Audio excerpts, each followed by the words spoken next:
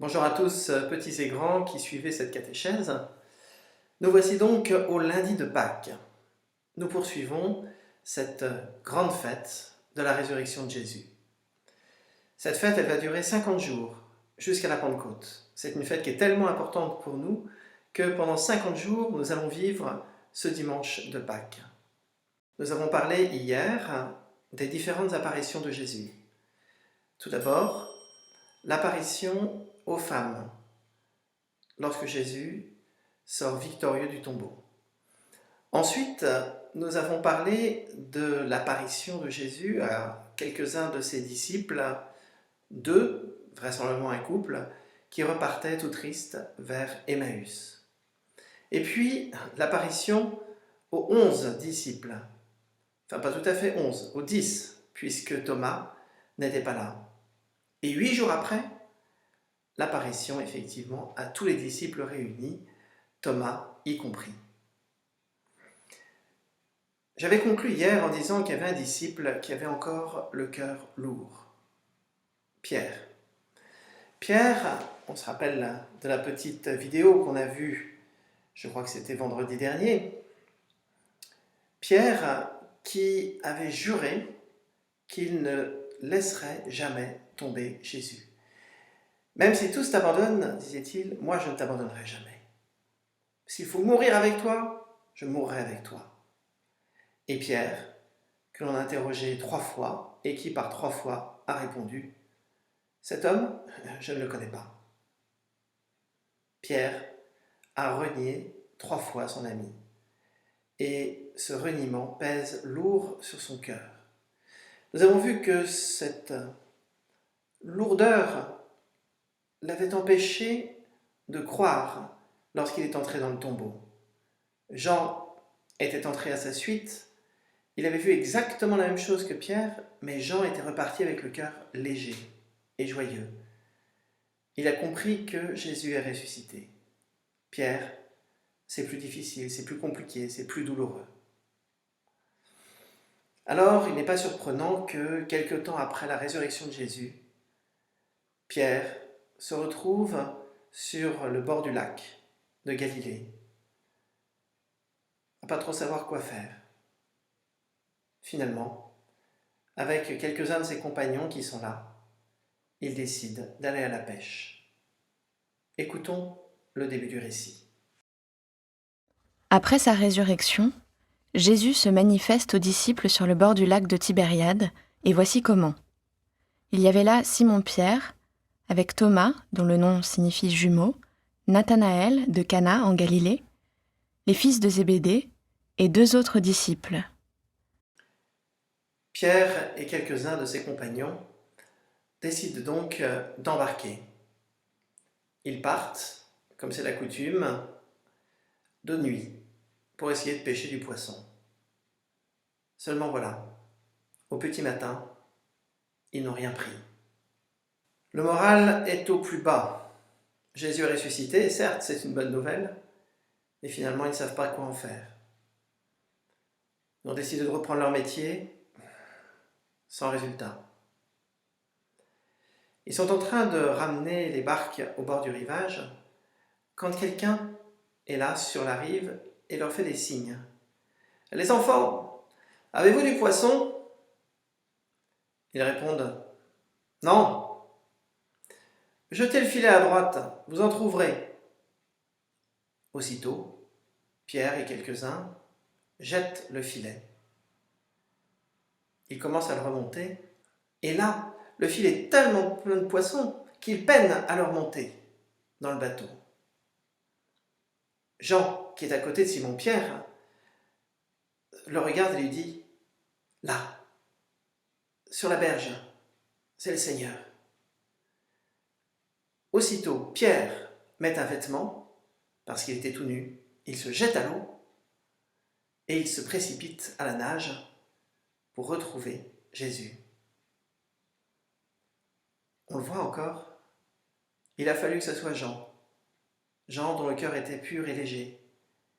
Jean qui parvenait à reconnaître Jésus ressuscité.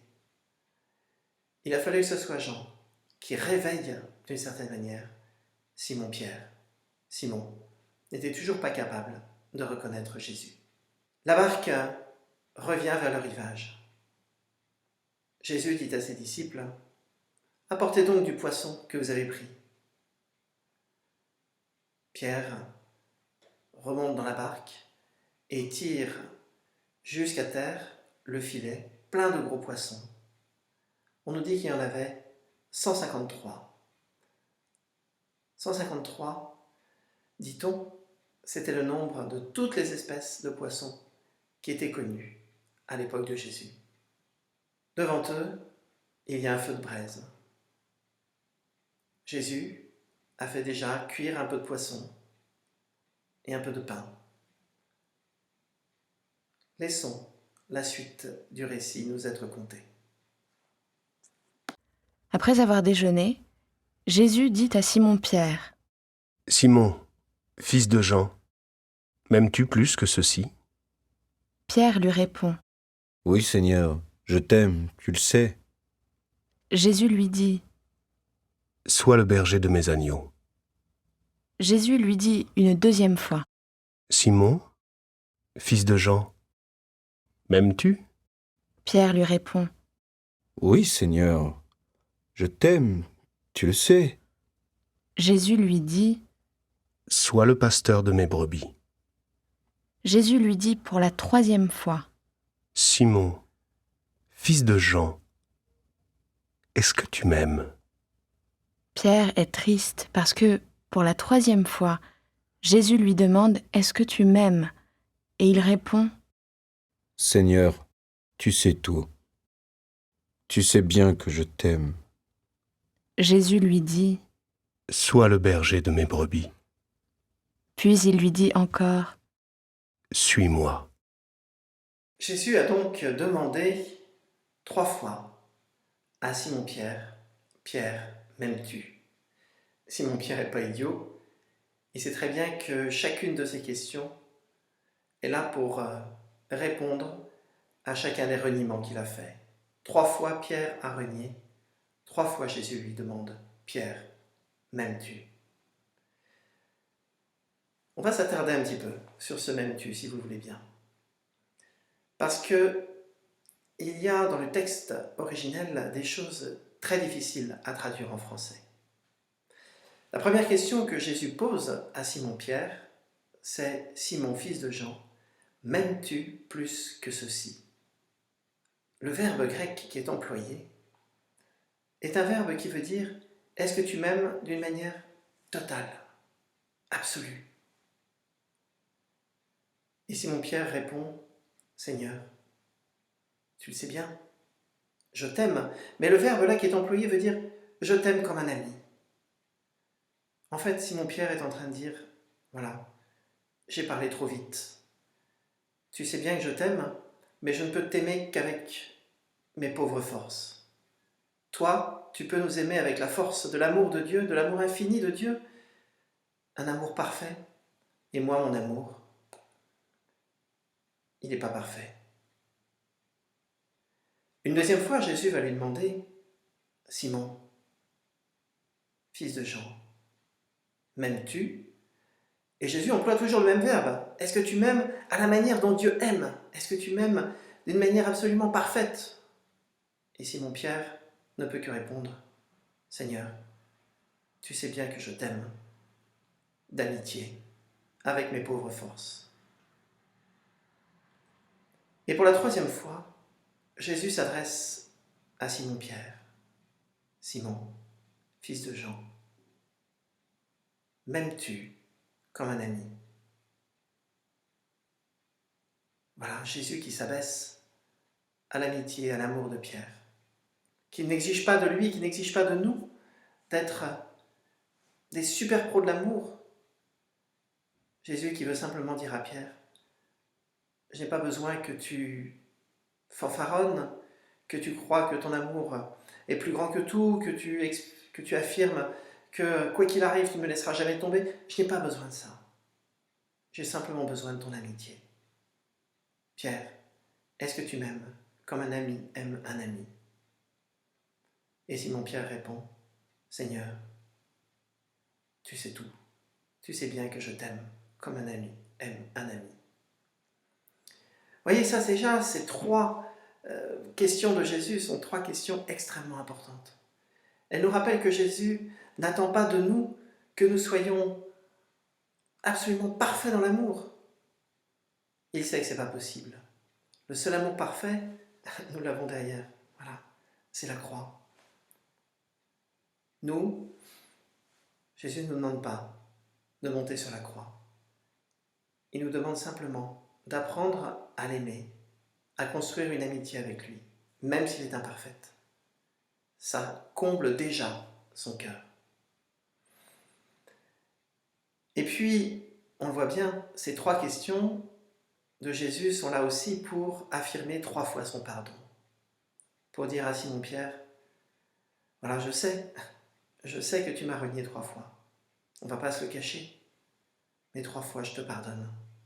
Parce que mon amour pour toi est plus fort que ce que tu as fait, plus fort que ta trahison, plus fort que ton reniement.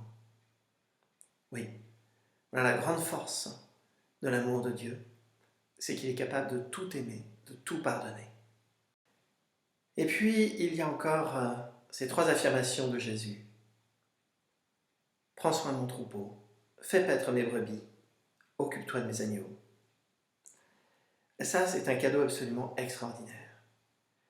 Jésus aurait pu se tourner vers Jean en lui disant « Jean, tu es un bon disciple, tu étais là au pied de la croix, tu as pris soin de ma maman, Marie, tu es entré au tombeau, tu as vu, tu as cru, tu es le disciple le plus parfait qui soit.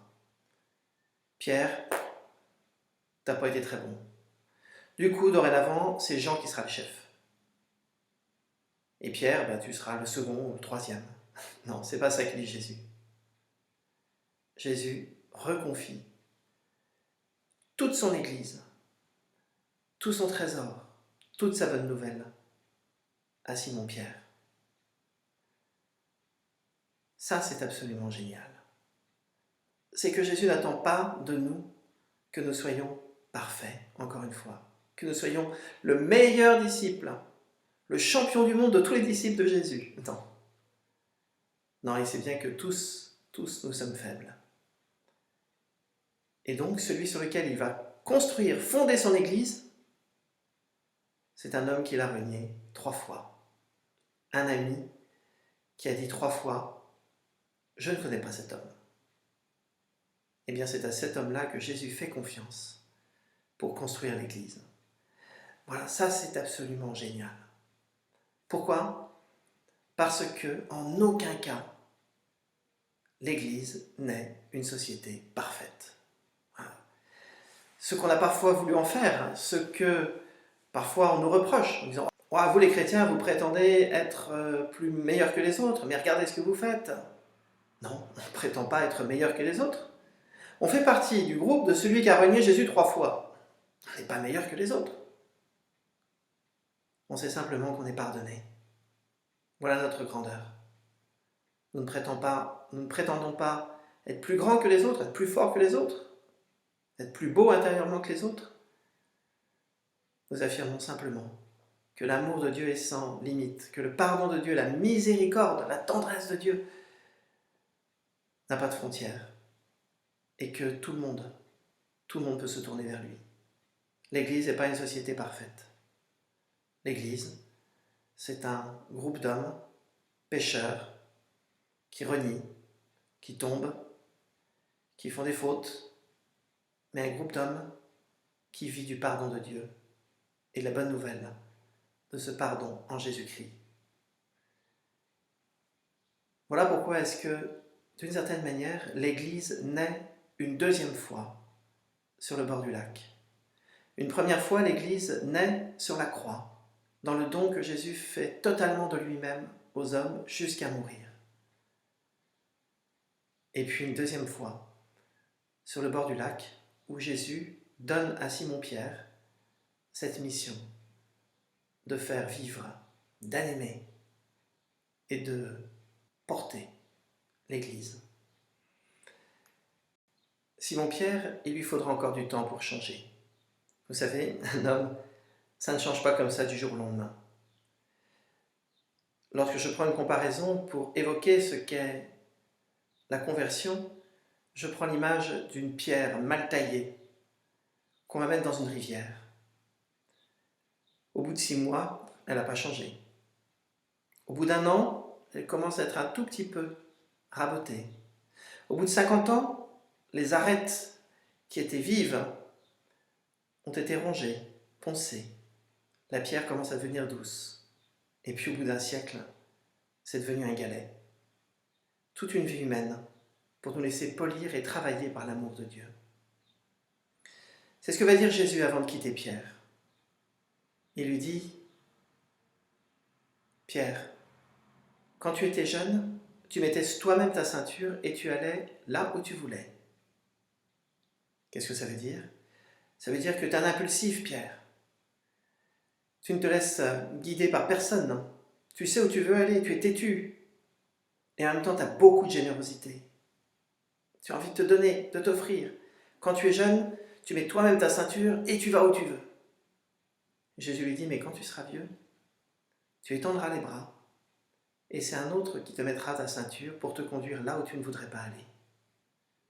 Ça veut dire tout simplement, Pierre, il te faut encore apprendre à devenir humble, à devenir serviteur, comme moi-même je me suis fait pour toi, serviteur.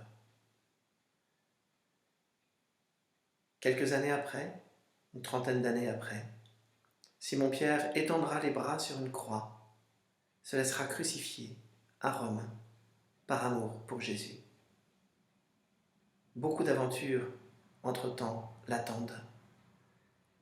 J'espère que nous aurons l'occasion de reprendre ces catéchèses pour pouvoir les partager ensemble, les aventures de la toute première Église. Je vous souhaite encore une très sainte fête de Pâques. Jésus est ressuscité. Alléluia. Son pardon nous est accordé. Alléluia. Il vous bénit. Et moi-même, au nom du Père et du Fils et du Saint-Esprit, je vous bénis à mon tour. Amen.